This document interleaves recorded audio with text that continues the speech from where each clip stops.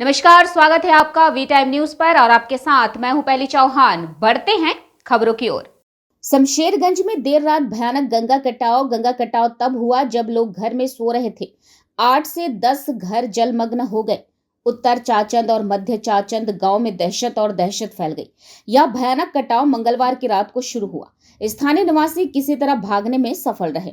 अचानक हुए कटाव के परिणाम स्वरूप घर का सारा फर्नीचर गंगा में डूब गया। कई गाय गंगा में डूब गई, कई पेड़ डूब गए। गंगा से सटे इलाके में स्थित प्राचीन काली मंदिर में दरारें दिखाई दी। मंदिर कभी भी जलमग्न हो सकता है। मंगलवार की सुबह से ही हर कोई दहशत में पलायन कर रहा है। आम लोग अपने घर का सामान लेकर भाग रहे हैं। उन्हें नहीं पता कि कहां जाएं और क्या करें। गौरतलब हो कि पिछले कुछ दिनों से शमशेरगंज के कई गांव में बाढ़ का खौफ देखा जा रहा है। माधुरी सरकार, पलाश सिंह, लोहा राम सिंह, अरिजीत बर्मन, लक्ष्मण बर्मन और कई अन्य परिवारों के घर सुबह सुबह ही जलमग्न हो गए। सैकड़ों परिवार संकटग्रस्त स्थिति में हैं। आम लोगों ने प्रशासन से तत्काल उचित कदम उठाने की मांग की है। বাড়ির পাশে এসে বলছে যে ছোট ছেলে কাজ করছে, রাত 2-2 অবধি কাজ করে ছোট ছেলে। দিয়ে ওই বাড়ির পাশে ডাকছে যে দিদি তোমাদের লিচুর গাছ পড়ে আলো। ও দেখতে গিয়ে লিচুর গাছ দেখতে গিয়েই পড়ে ঘরে ঢুকছি আর ফেটেই বসে গেলো, আর কিছু টানতে পারলাম না। কোনো জিনিস টানতে পারলাম, খাবার যে জিনিসগুলো যে টানবো তবুও টানতে সময় পাইনি। রান্না করা সব গ্যাস সব কিছু চাল ডাল যত ছিল সব মানে প্রাণ নিয়ে শুধু বেরিয়ে আসতে পেরেছেন। টাকাও করেছে, কিছু টাকা পয়সা দিয়েছে। আচ্ছা, কটা ঘর তলিয়েছে আপনার? আমার 3-4টা ঘর গেছে, 4টা সবই তো চলে গেছে। আচ্ছা, আর এখানে তাহলে কটা বাড়িঘর পড়েছে? এখানে 3টা, মানে 6টা বাড়িঘর তলিয়ে গেছে। গরুও তলিয়ে গেছে শুনলাম। হ্যাঁ গরু চলে গেছে। রাত্রে আমরা ঘুমাচ্ছিলাম, আমার ভাই জেগেছিল। হঠাৎ রাত্রে উঠে বললো যে দাদা তাড়াতাড়ি উঠো, বাড়ির পাশে বাগানটা পড়ছে। তো উঠে গিয়ে বাইরে বেরিয়ে দেখলাম যে বাগানের সঙ্গে সঙ্গে আমাদের বাড়ির দিকে ভাঙতে চলে আসছে। আমরা তাড়াতাড়ি করে বেরোলাম। তো 2-3টে ঘরের জিনিসপত্র বের করতে পারিনি, সব পড়ে গেছে। একটা গরু পড়ে গেছে, একটা গরু কোনো রকমে তোলা হয়েছে, আর একটা গরু চলে গেছে। আচ্ছা, বাড়ির মাল সব বের করতে পারি। সবাই বেরিয়ে আসতে পেরেছিলেন? হ্যাঁ, কোনো রকম বেরিয়ে আসতে পেরেছি। তাহলে ঘরের জিনিসপত্র সব চলে গেছে। কটা বাড়িঘর তলিয়েছে এখানে? এখানে আমাদের পাশে আর একটা 2টো ঘর। আচ্ছা, আর 3-4টা মন্দিরও আছে এখানে। হ্যাঁ, মন্দিরটা ফেটে গেছে। কি মন্দির এটা? কালী মন্দির। কালী মন্দির। যেটা দেখতে পেলাম যে প্রায় 8 থেকে 10টা ফ্যামিলি মানে বিলীন হয়ে গেল। তারা কোনো রকমে তাদের নিজের যান নিয়ে ঘর থেকে বেরিয়ে আসতে পেরেছে। তারা যা মালপত্র কিছুই টানতে পারেনি।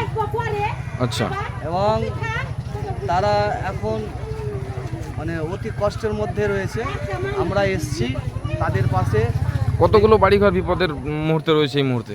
এই মুহূর্তে আরও যে আশেপাশে অনেক মানে যেহেতু এখানে মানে ঘিঞ্জি এলাকা, অনেক বাড়ি ঘর রয়েছে, তারাও আতঙ্কিত। আর 8-10টা বাড়ি তো তলিয়েই গেল, আপনারা দেখলেন। মন্দিরও তলিয়ে দিতে বসছে। একটা মন্দির রয়েছে, সেটাও কিন্তু মানে নদী গর্ভে চলে যাবে। কোথায় এটা? এটা আমার মধ্য চাচণ্ড, প্রশাসনিকভাবে জিপির মধ্য চাচণ্ড। প্রশাসনিকভাবে কি কোথাও জানানো হয়েছে? হ্যাঁ, আমি আমাদের ব্লক আধিকারিক বিডিও সাহেবকে আমি জানিয়েছি এবং আমার এমএলএ সাহেবকে আমি জানিয়েছি। থানাতেও খবর দিয়েছি অলরেডি। কোথায় যাচ্ছেন পরিবারগুলো এখন? পরিবারগুলো এখানে যে কটা ফ্যামিলি ছিল, কিছু লোকের আত্মীয় স্বজন আছে, কিন্তু যে 5-7টা ফ্যামিলি রয়েছে তাদের এখানে কাছে ভেতরে মানে আমাদের শামশেরগঞ্জে ওদের কোনো রিলেটিভই নেই। যেটা আমি জানতে পারলাম ওদের কাছ থেকে, সে একদম মালদাতে ওদের রিলেটিভ আছে। এখানে আজকে রাত্রে শুনতে পাই মানে যে বাড়িটা পড়েছে আমাদের অরিজিৎ যে বিদ্যালয়ের শিক্ষক, তার বাড়ি। মোটামুটি 3টার দিকে ফোন করে জানায় যে স্যার বাড়ি পড়ে গেল। এসে দেখলাম আর কি রাত 1:30টার দিকে লিচুর বাগান দিকে একটা লিচুর গাছ বসে গেল। তারপরে সময় পায়নি এরা, বাড়িটা পড়তে শুরু করে। যা জিনিসপত্র ছিল সব নিয়ে বেরিয়ে পড়ে এরা। ওই সাইডে গরুর গোয়াল ঘর ছিল, গোয়াল ঘর থেকে একটা গরু ভেসে যায়, জিনিসপত্র ভেসে যায়, যে কাপড় থেকে শুরু করে অন্যান্য আসবাবপত্র ভেসে চলে যায়। সময় পায়নি বের করার।